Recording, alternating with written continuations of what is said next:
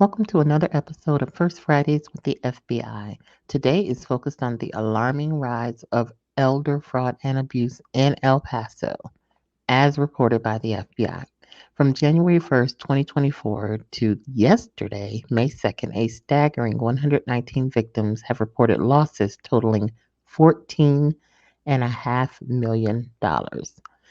These numbers paint a distressing picture of exploitation and vulnerability among our senior population. Elder fraud and abuse is a critical issue, hitting close to home for many as it often involves trusted individuals, including family members. Today, we're honored to have Special Agent Jeanette Harper from the El Paso Field Office of the FBI. After her insights, I urge you to tune in to our first show on elder abuse featuring Special Agent Terrence Gass. You'll find the link in the comments section below. Let's raise awareness and work towards protecting our seniors from financial exploitation and abuse. So good morning. Thank you for having me today, Monica. It's nice to see you again on our monthly chat.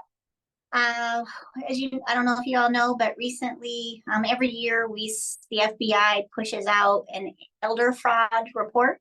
So just last week, we released the 2023 elder fraud report that gives a nationwide perspective of what's been going on with individuals over the age of 60. So that report is live, and you can see that on the FBI's Internet Crime Complaint Center at www.ic3.gov. And it breaks it down to the state level. But of course, in our conversation today, we'll talk a little bit about localized, so what we're seeing in El Paso too. So yes, it's a problem here, even though it's a problem across the nation as well. But from the 2023 report to 2022, to the 2023, we received over 100,000 complaints nationwide from individuals over the age of 60 that had fallen victim to some sort of fraud scam. So there was a total loss of about $3.4 billion. That's with a B, $1 billion. And it's just going to keep getting higher. We saw an 11% increase from over last year. And it's really interesting to look at the statistics that the United States is the #1 country that falls victim that has the highest ranking monetarily of any of the other countries across the world that fall victim to these sorts of scams. And I think it's partly because a lot of individuals know that we are very financially driven. A lot of people have really nice or try to have a retirement money saved so they can live on the years after they retire from the workforce. So they kind of know that the United States nation or individuals in our nation, our retired community, is trying to be established financially to live longer years. What we saw is each individual, when they sent in their complaint, the average monetary loss for them was about $33,000. That's a lot. Many individuals, that's their whole salary or their whole income, especially if they're on a designated income from Social Security or disability or some kind of pension. So you can imagine that those individuals, it was a very hard lesson to learn. And just remember, some individuals are so embarrassed or ashamed that they fell victim so easily that they trusted someone and then they were taken victim of. So we see a lot of people that have not reported. So these are just the individuals that have reported the loss. Individuals that we saw that lost over $100,000, like I can't even imagine that amount, and just having to losing that money. We saw almost 6,000 people across the United States that lost that amount of money in just one scam. So the scams that we're seeing the most in 2023, of course, we've talked about as the confidence romance scams. We know we have a lot of retired individuals that are lonely, and they just meet these individuals online, and they believe that they have fallen in love, and they get trapped into money laundering as well as investment frauds. So that, believe it or not, is the third highest scam. The #1 scam that we saw in 2023 is tech support.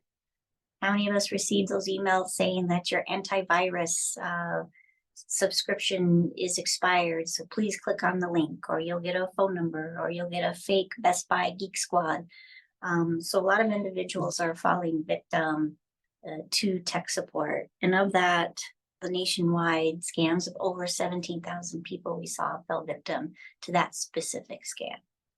Of course, everybody is a victim to this, but it's the personal data breach. How many insurance companies are we seeing that are being hit or leaked our personal information? And then I said the confidence romance scams. And then, of course, the big one is the payment of non-delivery. So you see an ad on social media or on TV, or somebody calls you, or see individuals that come to your door and try to sell you solar panels or whatever they're trying to sell you. There's a non-delivery. So you've paid for it, but you never get the item, or the item that you received is not what you paid for. So that is like the fourth. And the last one is investment scams. And this one is the one that's growing. A lot of individuals are seeing, the younger individuals are playing, they're dabbling in cryptocurrency. I don't really understand it myself. But so we're seeing a lot of scammers trying to get individuals to either invest in cryptocurrency or pay traditional scams with cryptocurrency. So they're having you go to these ATMs that convert real money into cryptocurrency, and then you're supposed to send it off somewhere. So those are the five biggest scams that we saw rise of this in 2023. So now let's look at it and kind of break it down to what has happened in El Paso. So really, yes, we have victims here. Yes, we have individuals that are the scammers. Yes, a lot of the individuals that are the scammers are outside the United States. That's just a common theme that we see across the board with any of our age brackets. But we're seeing that they're targeting a lot of our retirement community. So here in El Paso alone, from January 1st of this year to just yesterday, May 2nd, we have over 119 victims that have reported some sort of loss. And that loss right now is up to $14.5 million. So that's what they reported that they've lost. So it happens here. And I know I've given you statistics for this year, but it's the most current for the first 4 months of our year in 2024. So you can just see that the pace that we're going at, we're probably going to still see another increase in the 2024 numbers towards elder fraud. So if you guys are very interested in seeing the elder fraud report, please go to ic3.gov, right? And then you can look under consumer reports, and then there's a section that says annual reports, and it's there. So you can see a complete breakdown for nationwide, and then you can also see the breakdown for all the different states. So I've seen just for the state of Texas, over 60. There was over 7,000 victims in the state of Texas alone, with loss of $278 million. So that's the entire state for Texas. So you can break it down and look how other states fall. Texas is the third largest state. You have California, I believe, is number one. I can't remember the second one. And then we have Texas. So we're usually number two or number three each year when it comes to monetary loss for victims. So if you do feel like you have been a victim, please, even if you're ashamed or embarrassed that you lost money, think of trying to protect other individuals from falling victim to those same crimes. So what we use the IC3 tips for is to be able to put a package together, work with our foreign counterparts to go after the individuals along the Ivory Coast in Nigeria, let's say, to target those individuals and bring them to justice and try to get money back for the victims. So if you have been a victim or know of someone that's been a victim, please reach out to the FBI. You can call our office directly at 915-832-5000. We're open 24/7. You can call and speak to an individual here. We can take your report, or you can go to ic3.gov and file your internet crime complaint there. If you have an elderly parent or you're a caregiver for someone that's an elderly individual, if all of a sudden they're becoming more withdrawn, they're making withdrawals from their accounts that you're not sure of. We've seen a lot of individuals, we've seen a lot of family members not really involved with those elderly.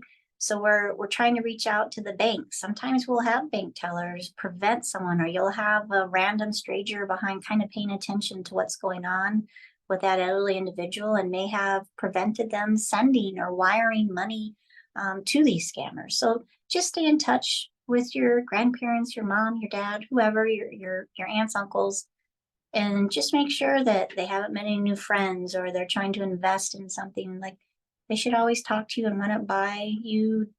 Don't come across, as judgment. I know it's harder for our parents or our grandparents. Like, you're younger, like, I know better. Right? Why are you telling me what to do? But just keep an eye on them just to prevent them from falling victim and losing a lifelong savings for their retirement. So if you have questions, please go to our IC3 account. Our FBI.gov has tips under common scams on elder fraud. We have a lot of resources. And then as well as our DOJ elder fraud initiatives. You can go to the Department of Justice and take a look at what they have. So if you've been victims, what kind of victim resources you can get if you or someone else you know is fallen victim to one of these scams.